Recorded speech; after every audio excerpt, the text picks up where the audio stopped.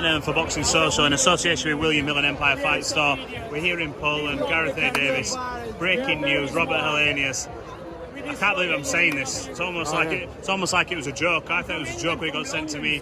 Robert Helenius just took a failed test, adverse finding for the Anthony Joshua fight. Give me your immediate reaction to what's just happened. It feels like absolutely surreal news. I mean, it seems almost unbelievable. Like you say, it's like waking up in a bad dream again.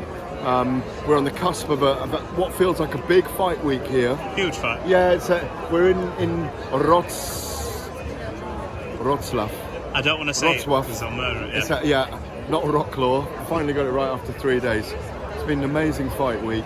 We're really looking forward to a great event. It starts at 1 in the afternoon and 15 fights on the card. Thunderstorms are predicted here tomorrow. But we've just got this news that Robert Helenius has tested positive for a banned substance, a PED as well, isn't it? Yep. So it's horrific news. It's so bad for the sport. Casts a pall over the sport. And I did an interview with him with a group of other people in which he said categorically, we cannot ever test for anything in Finland because you're finished. You're absolutely finished in Finland if you test positive for a substance. You've been a big advocate in my last couple of interviews with you for blood passports. You think that's a game changer in terms of you track them from early on all the way through, and you think that'll be a big thing. Just explain a little bit about what that would bring to the sport of boxing and how we could eradicate this problem, because it's one after another at the minute. It feels like Groundhog Day. Yeah, there's people that tell me that it would be very hard to implement, but they need to look at a system where someone, when they turn professional, they have a blood passport in that moment, and then that blood passport is the blood is tested on a regular period no matter what, rather like medicals, and it's tested for everything. Yes, people will say you'll get around it, but they need to find a system where people can be tested on a regular basis, where in the process of doing medicals, where it's cost effective, where it's as random in a sense. They say your blood medical's on this day, your blood medical's on this day. Do it from the start of their career and just chase the blood passport all the way through their career.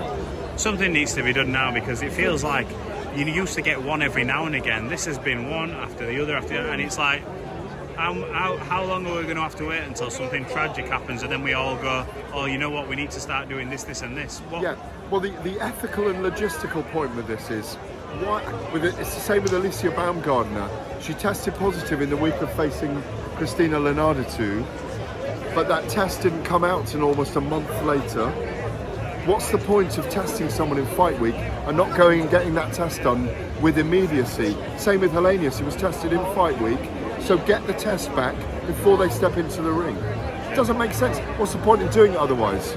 It renders it useless. Finally, just on this, we are here for a fight week. This city has been vibrant all week. There's a big fight feel in the air. There is. I've seen the odds today. There is some bookies offering 9-1 for Daniel Dubois to win by knockout, which shows how heavily favourite Usyk is.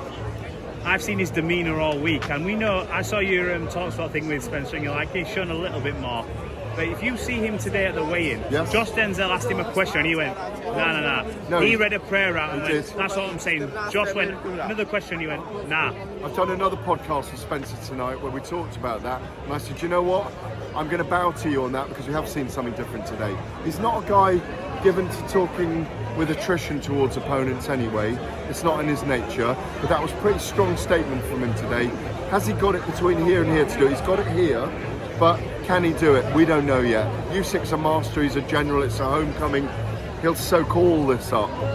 It's a balmy day tomorrow. There's thunderstorms predicted as well, by the way, through the evening and afternoon. It's going to be a weird and wacky night. What a weird and wacky night of news as well.